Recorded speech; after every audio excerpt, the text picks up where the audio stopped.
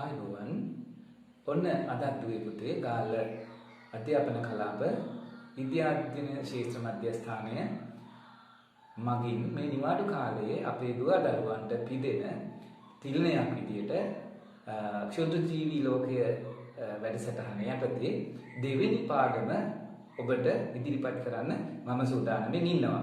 ඉතින් අද දවසේ අපිට කතා කරන්න තියෙන්නේ වෛරස් පිළිබඳව.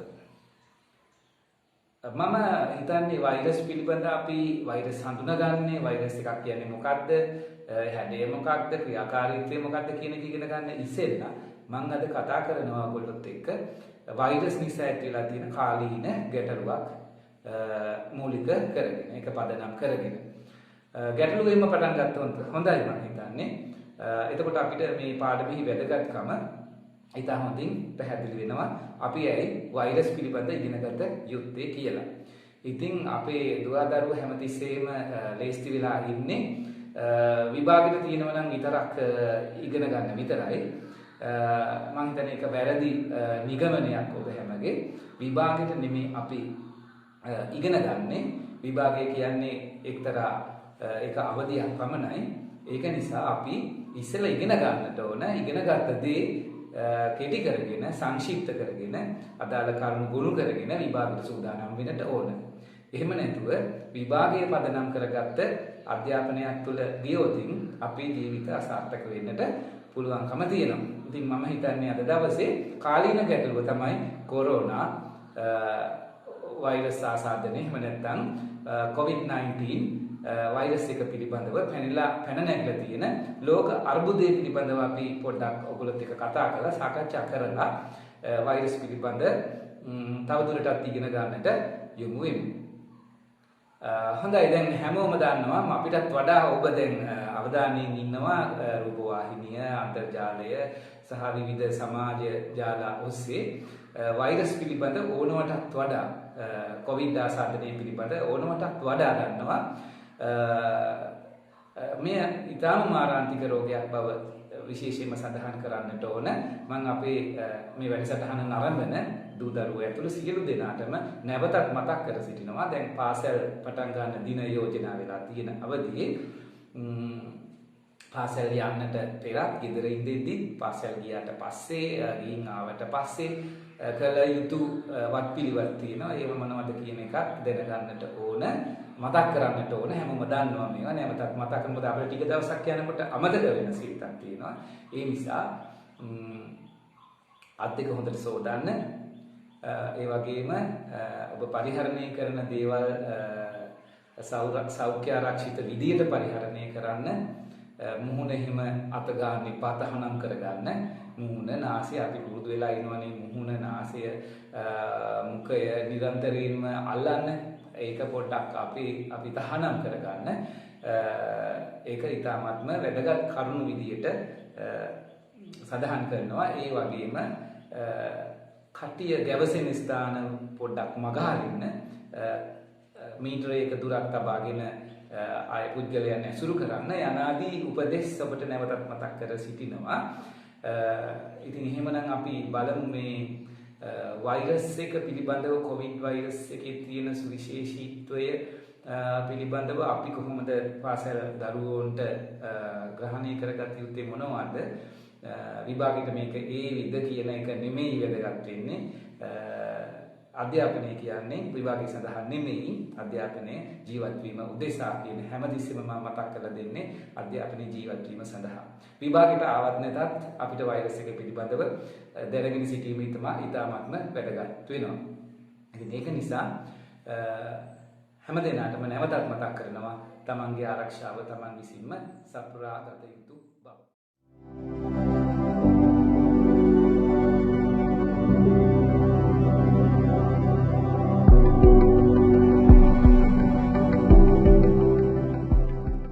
අපි බලමු මේ වෛරස් එක පිළිබඳව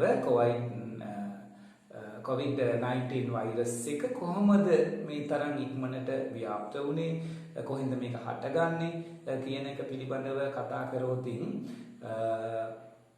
අපිට පෙනී යනවා විවිධ විද්‍යාඥයින් වෛද්‍යවරුන් පවසන අන්දමට විවිධ මත ඉදිරිපත් වෙලා තියෙනවා මේ වෛරසය බිහිවීම නැත්නම් ආරම්භය එහි ව්‍යාප්තිය පිළිබඳ විවිධ මත ඉදිරිපත් වෙලා තියෙනවා.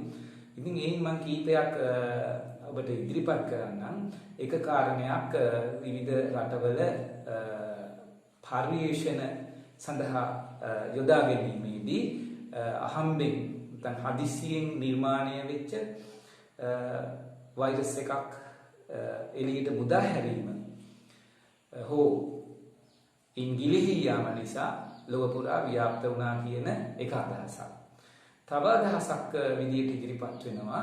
අපි දැක්කා අන්තර්ජාලය ඔස්සේ උල්කාපාතයක් අභිවකාශයේ ඉඳලා පැමිණි උල්කාපාතයක් පෘථුවියට ඇතුළු වීමත් එහි තිබුණු වෛරස මිනිසාට ආසාදනය වෙලා ඉන්පස්සේ ලොව පුරා ව්‍යාප්ත වෙලා ගිහිපු මතයක් ලොව හමුවේ ඉදිරිපත් වෙලා තියෙනවා. මම දැක්කා තවත් එක මතයක් ඉදිරිපත් වෙනවා. අතීතයේ මේ විදිහටම වෛරස තිබිලා තියෙනවා. ලෝක විනාශයට හේතුන් විශේෂයෙන්ම ලෝකයේ පැවැත්මට අහිත කරන අන්දමින් විවිධ හානි වසංගතයක් ලෙස පැතිරිලා ගිහපු වෛරස් වර්ග ශීත රටවල අයිස් වලට යට වෙලා අයිස් වලින් වැහිලා ගිහිල්ලා ඊට පස්සේ පෘථුවියේ උෂ්ණත්වය වැඩි වෙනවත් එක්කම මිහිතල උෂ්ණත්වය වැඩි වෙනවත් එක්කම නැවත අයිස් දිය වෙලා ජලය බවට පත් වෙලා යද්දී අර පතුලේ තිබිච්ච යට වෙලා තිබිච්ච වෛරස නැවත ඉස්මතු වෙලා ක්‍රියාකාරී වීමට පටන් ගැනීම හේතුවෙන් ලොව පුරා මේ වෛරසය ව්‍යාප්ත වුණා යයි තවත් මතයක් විද්‍යාඥයෝ අතර තියෙනවා. ඉතින් මේකෙන් කුමන මතය හරිද කියලා තාමත් අද වෙනතුරුත් කිසිම කෙනෙක් සොයාගෙන නැහැ නිවැරදිම හේතුව.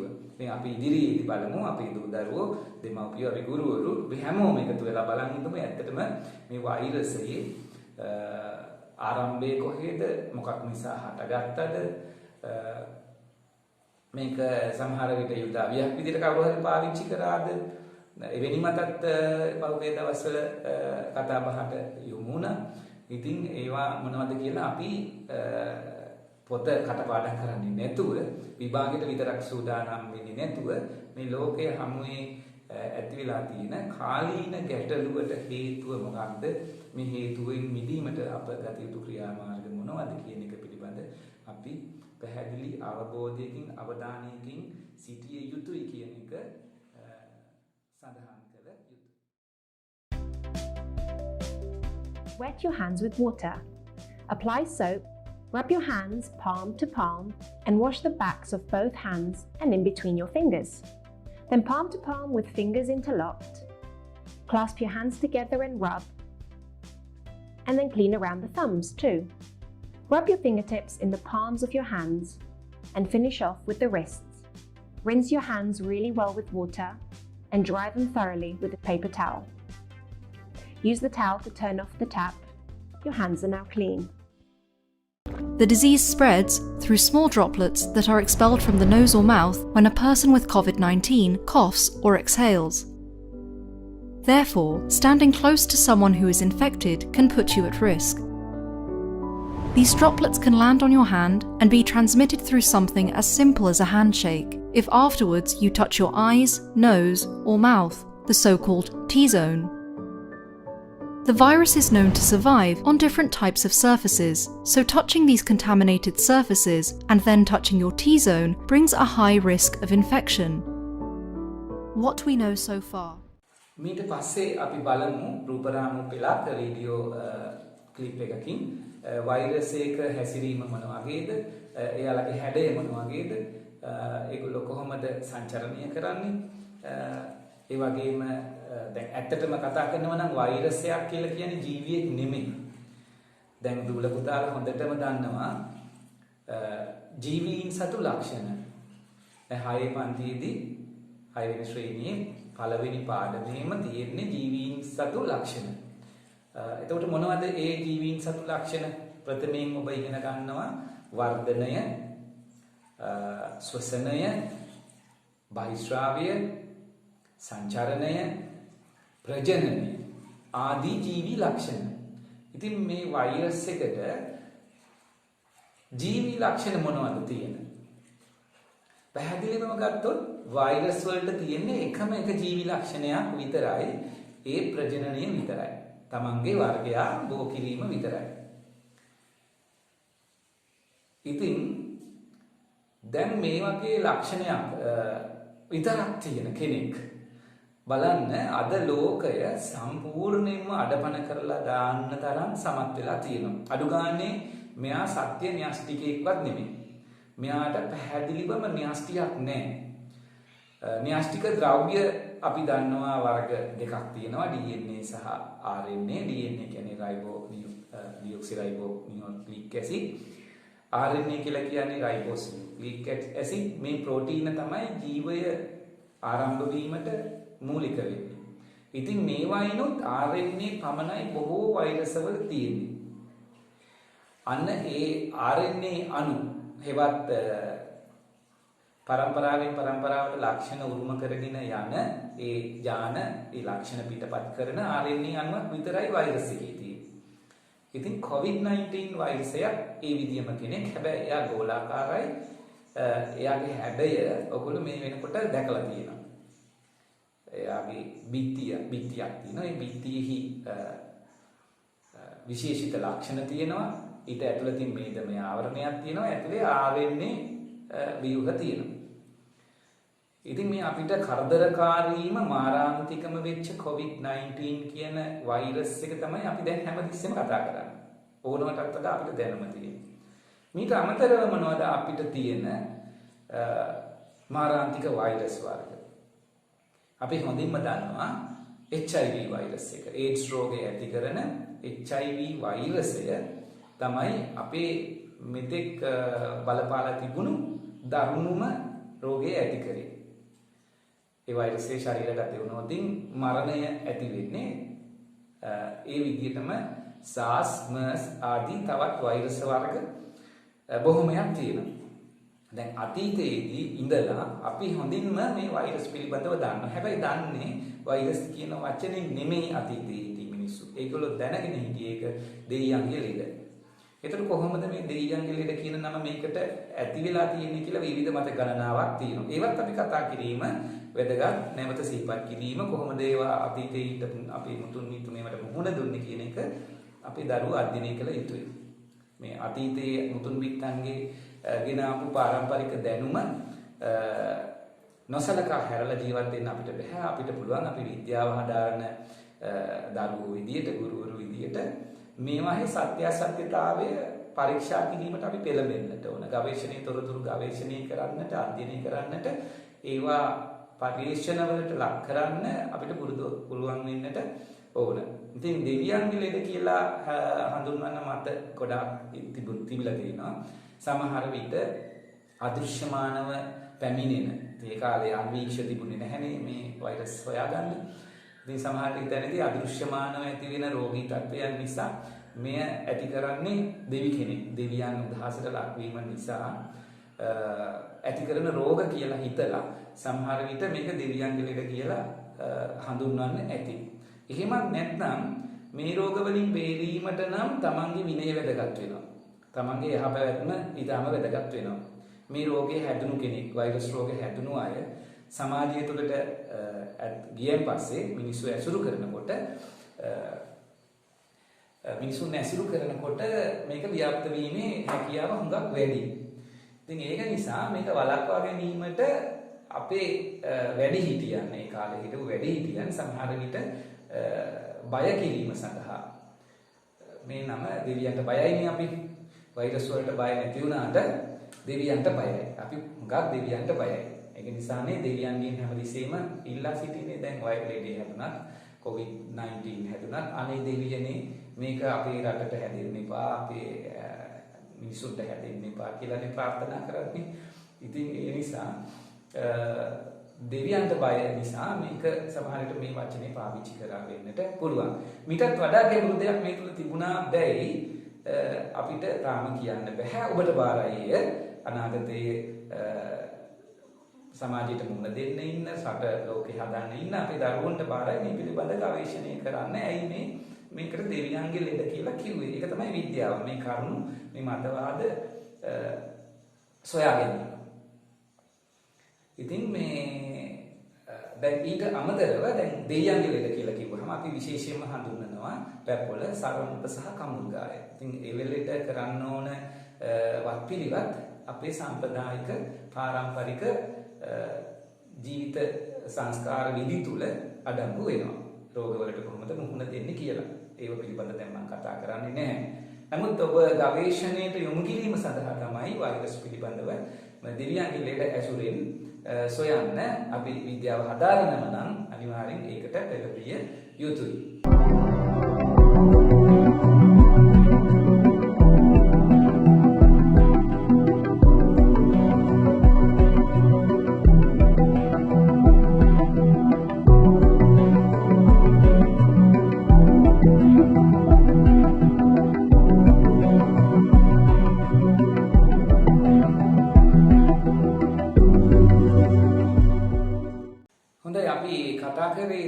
වෛරස් වලට තියෙන ලක්ෂණ පිළිබඳ කතා කරා, රෝග ගැන කතා කරා. දැන් රෝග මේ වෛරස් රෝග වලට ඖෂධ නැහැ. තාමත් අද වෙනකොට ඖෂධ කිසිම දෙයක් හොයාගන්න පුළුවන් වෙලා නැහැ. එතකොට දැන් මම පැහැදිලිව කියන්නම් AIDS වෛරසයට ඖෂධ හොයාගන්න තාමත් පුළුවන් කමක් ලැබිලා ඇත්තේ නැහැ. ඒකට හේතුවක් තියෙනවා. ඒකට හේතුව තමයි මේ වෛරස් වල තියෙන පිටත බිත්තිය යම් කිසි ප්‍රතිජීවක ඖෂධයක් හෝ එන්නතක් භාවිතයෙන් විනාශ කරන්න උත්සාහ කරාට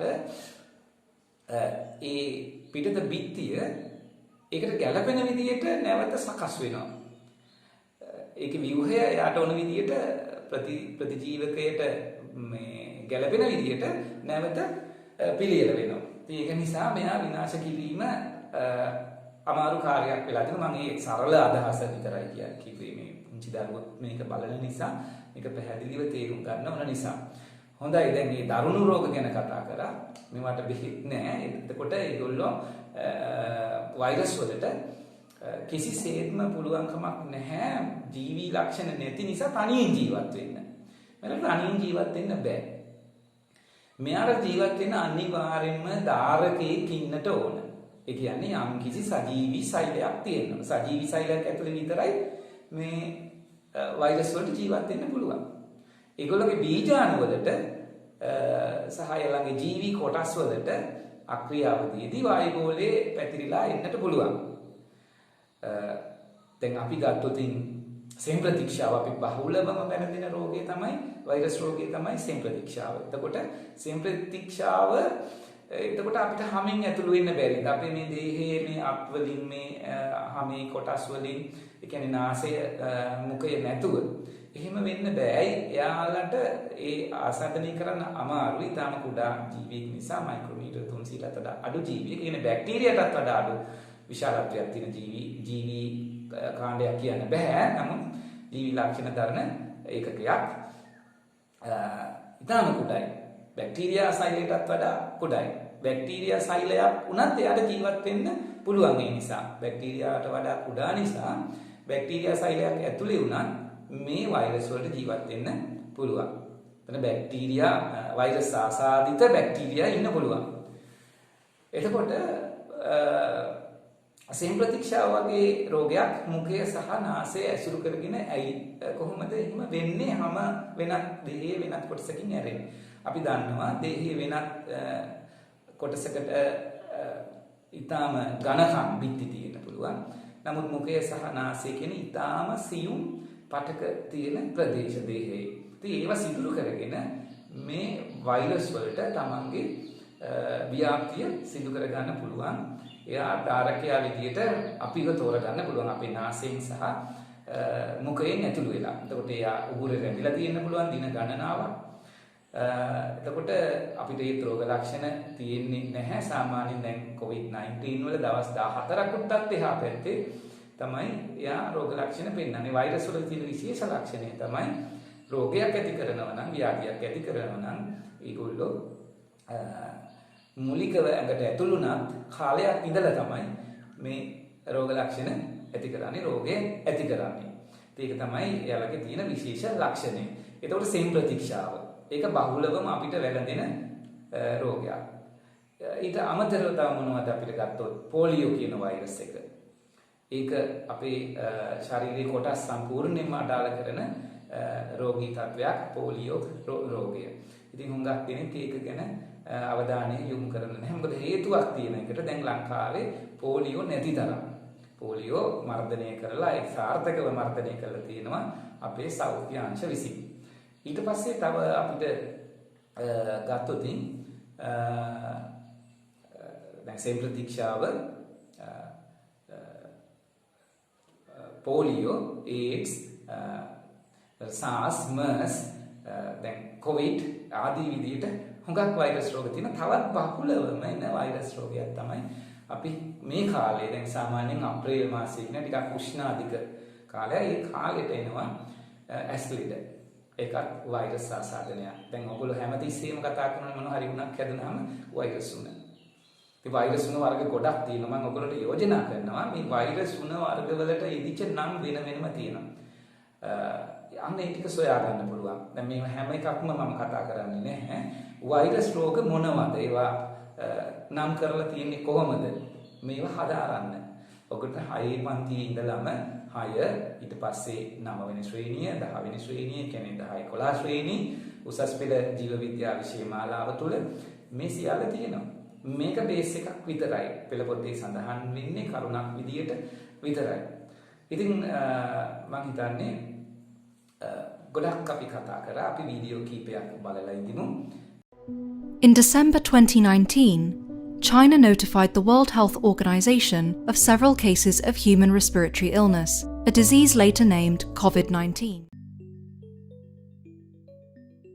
HIV is the human immunodeficiency virus. If you have HIV, you have an infection that damages your immune system over time and causes AIDS. AIDS stands for Acquired Immunodeficiency Syndrome. Researchers from China have used cryo-electron microscopy to show how SARS-CoV-2 infects humans. That's not really how we think about Ebola. We really think of it as this complex molecular machine that's really got two pieces. It's got the payload, which is really the genetic code that allows a virus to take over your cell and turn it into a virus factory. And that code is delivered into the cell by the delivery system, which is the... Where outbreaks occur regularly. When biting a person for its blood meal, an infected mosquito releases saliva containing the dengue virus. Once in the body, the virus infects the immune cells in the skin tissue.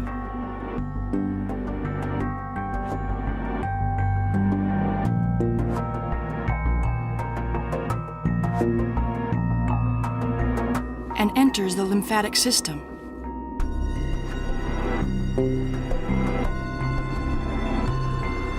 The viral infection can then trigger a strong inflammatory reaction. During the incubation period, the virus first replicates locally.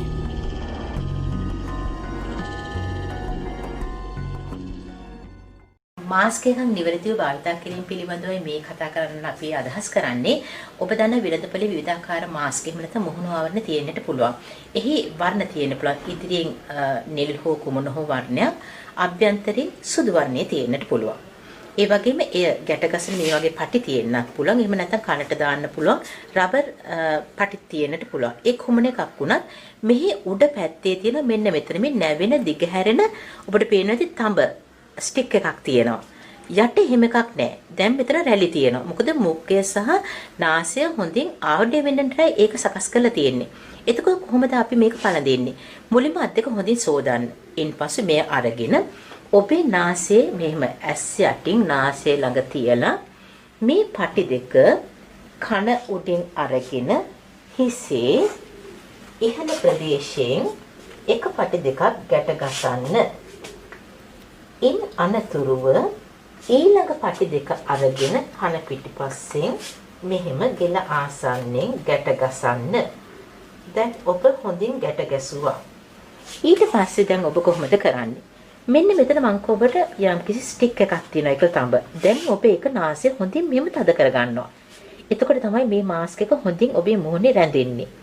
ඉන් පස්සේ මෙතන රැලි වගේක් තිබෙනවා. ඔබ ඒක හොඳින් ඇදලා නිකට දක්කාම මේ මෙහෙම සම්පූර්ණ වෙහෙන්න සලස්සන්න.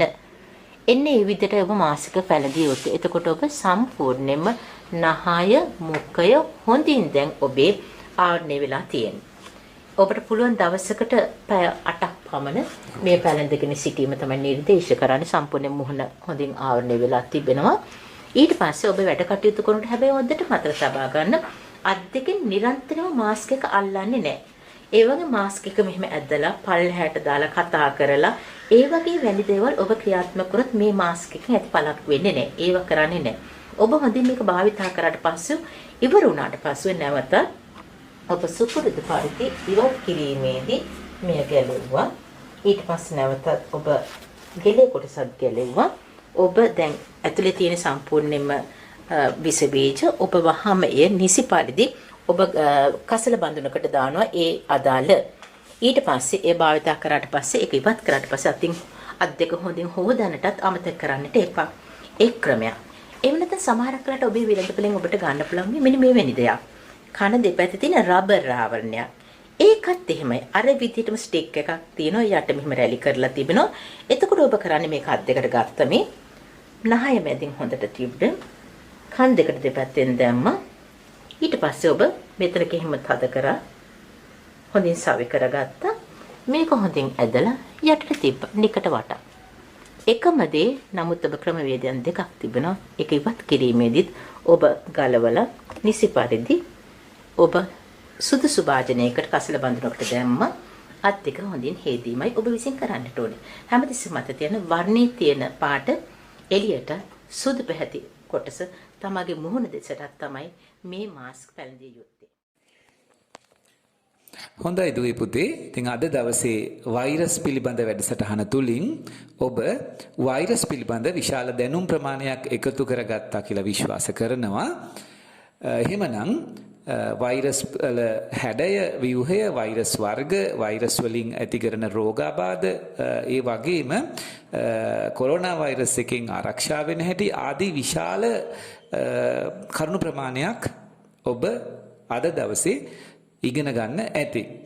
එහෙමනම් අද දවසේ වැඩසටහන නිමා කරන්නට පෙර මම ඔබට යෝජනා කරනවා ඔබගේ 6 ශ්‍රේණියේ පොතේ තියෙනවා ක්ෂුද්‍ර ජීවීන් පිළිබඳ පොත් පිංචක් නිර්මාණය කරන්න කියලා. ඉතින් ඔබට එයට අවශ්‍ය තොරතුරු මේ වීඩියෝ පටය තුලින් ලබා ගන්නට පුළුවන්කම තියෙනවා. ඉතින් අද දවසේදී මම ඔබට තවත් එක් විශේෂ කාරණයක් ඉදිරිපත් කරන්නම්. අපි අද ඔබට යොමු කරනවා ප්‍රශ්න දෙකක්. ඒ ප්‍රශ්න දෙකට පිළිතුරු කමෙන්ට් කරන්න අප වෙත. මෙන්න පළවෙනි ප්‍රශ්නය. මේ වන විට ලෝකෙහි සොයාගෙන ඇති වෛරස් වර්ග නම් කරන්න. දෙවන ප්‍රශ්නය. ඔබට හැකිතාක් වෛරස් රෝග වර්ග නම් කරන්න. මේ ප්‍රශ්නවලට පිළිතුරු අප වෙත කමෙන්ට් කරලා ඔබගේ දැනුම සොයා යාමේ ගමන් මඟ තවදුරටත් වැඩි කර ගන්න. එහෙමනම් අද දවසට අපි සමුගන්නවා. ආයුබෝවන්.